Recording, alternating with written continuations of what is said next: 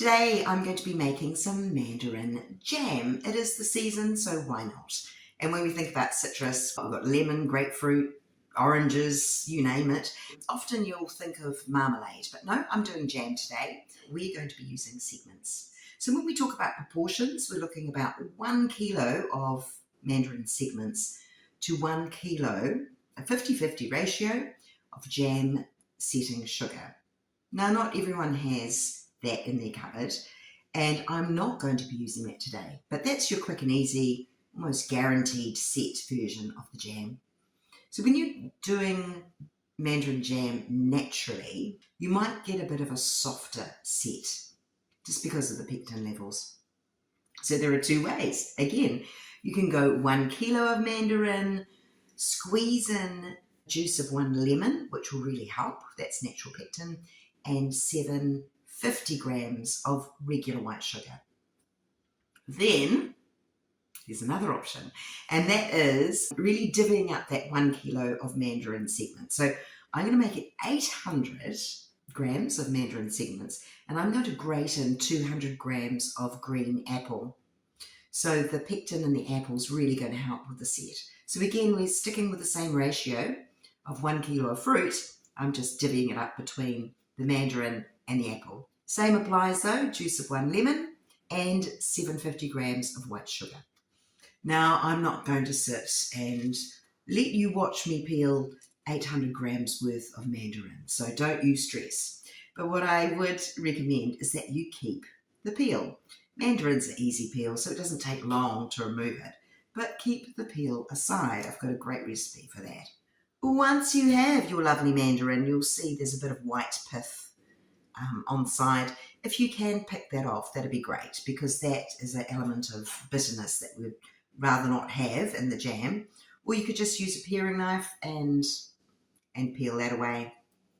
Easy peasy. Once you split it in half, you'll see that the centre has more white pith, so you want to be able to pull that away. Comes away easy. Now, depending on what mandarins you're using, some are seedless. Yay, lucky you, and lucky me too, because earlier in the season I had bunch loads. I do have pips in this one though, and this is my Corsica mandarin. It's no big deal, but it is kind of good to get rid of them. When making the jam, the pips will naturally rise to the top, so you can scoop them out then.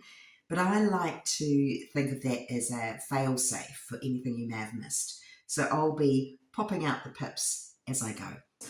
I'd love to be able to tell you, oh, you'll need 25 mandarins, but it really just depends on the size of your fruit. So if you are able to get some kitchen scales, it really does help. It just helps with ratios rather than guessing. For this recipe, I'm using some mandarins that are freshly picked from the tree, but I'm also using some that I have already peeled the zest off for another wee little recipe. So this is a good use of fruit with the zest removed, because again, we're only using the segments and they're really easy to peel as well. I'm all about waste not, want not, but what do you do with the extra bits that you can't use? The pith that already has the goodness removed from the outside, well, you can put it in your compost. That's really, really good. Make some compost tea out of that pith. It's a bit bitter, and the chickens don't like citrus. Actually, to be honest, neither do worms. You know, the worm farms, they don't like citrus either. So put it in your regular compost, or you can bury it in the garden and it can delightfully decompose.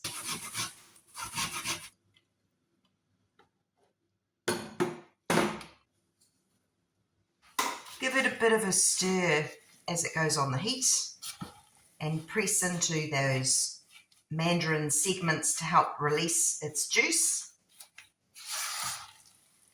And that'll mix in with the sugar really well, so the sugar doesn't burn on the bottom. So note that there's no need for water. It's just those 4 ingredients. Get that temperature up to a rolling boil. Now this is coming along just nicely. While that's sorting itself out, it'll bubble for a while, it'll reduce before I even worry about checking for the jam setting. But when it comes to jars for my jam, I always use recycled glass. Just make sure that the lids are nice. You don't want to have any damage on the inside, like no rust or anything weird, nor do you want dents or anything on the outside as well, because when you seal it, you want it to seal nicely. And then I find occasionally there is some residue left over from labels, and they annoy me and I want them to be nice and tidy. So what I do is I use some white spirits just on a paper towel, just a dab, and that's enough really just to wipe away any residue that you might have on the outside of your jar. It cleans them up really easily.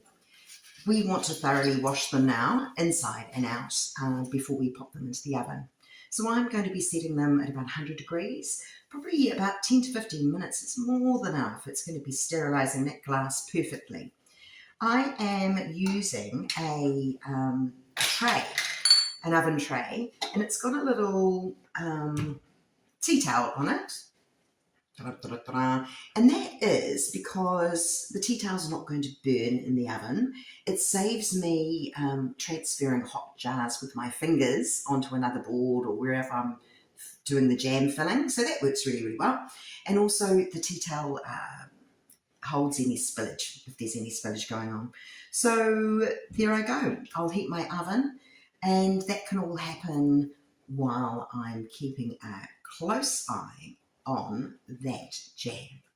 This is coming along just nicely. You'll see a bit of citrus froth at the top. That's perfectly fine. If it gets too much, we can scoop it off, but nothing too much to worry about at the moment.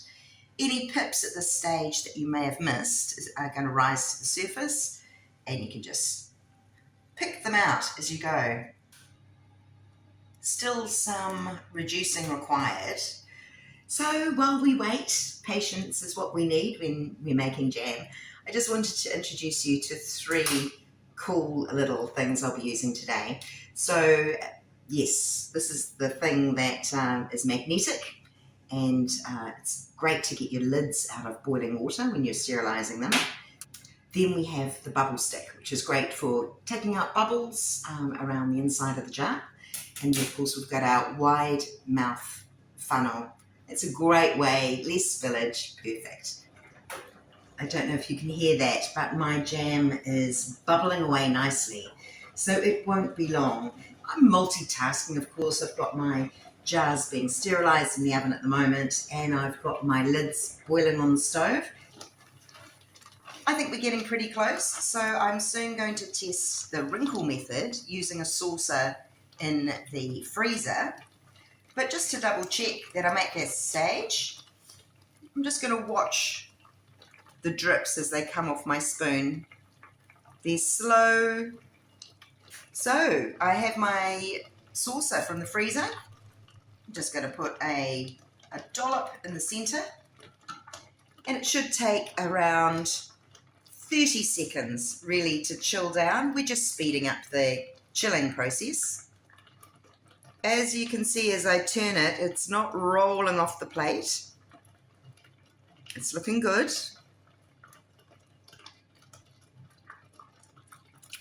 That tastes very good. We've got our hot jars that have come straight from the oven. We have our jam that is ready to fill. And we have our boiled lid. So I'm just going to strain these. We want to not actually have water on them when we seal them up. I'm using a label and a wide mouth funnel.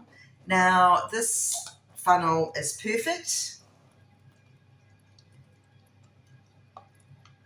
I'm not filling them right to the top. I'm leaving some space. I've got about 1 centimetre of space. I work on the theory that 1 kilo of fruit will make up 1 litre of jam or preserve. So I always have extra just in case though. I've been caught out too many times and I don't have enough sterilised jars. I just have a clean paper towel. I'm just going to be running around the top, my debubbler, just to push down the sides. to get rid of any air bubbles. And then with my trusty little lid holder, on they go. Make sure they're on tight.